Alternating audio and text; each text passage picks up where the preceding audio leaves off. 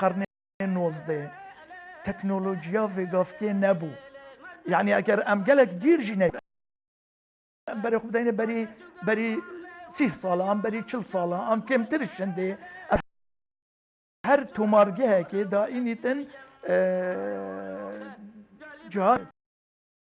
تسجیل اینی دانید تبون هنگه و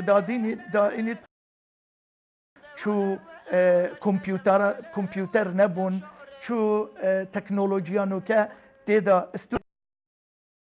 تسجیل نبون بلکو سه چار موسیقی یک پیک و دارین نخاره و دا لجنین که زیندی کن و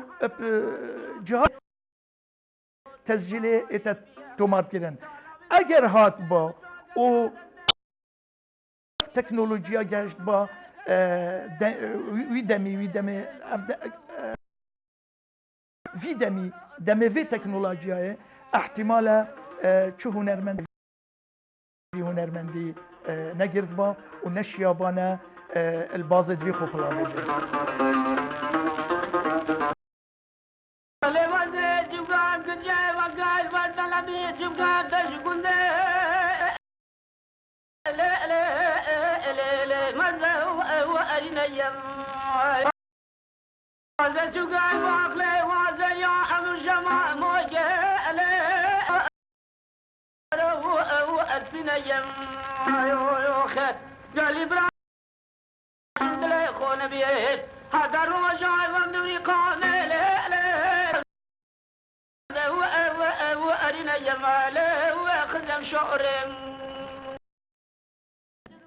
گوندێکە دەکەوێتە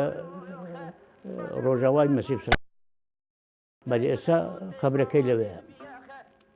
کە دایکم باز دەکات دەرێکە لە میراخۆر دەهێنە هەرشەم لە هەرشەم دەرێ شتێکی ساردم بنێنێ حەزم لە بەفرە بە ئەمری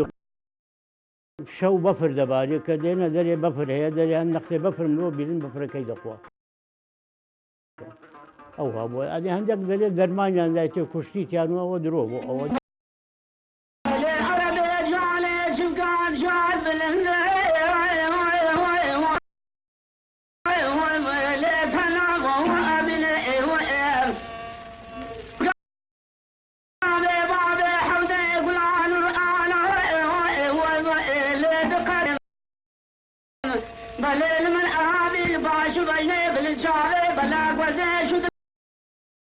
ترى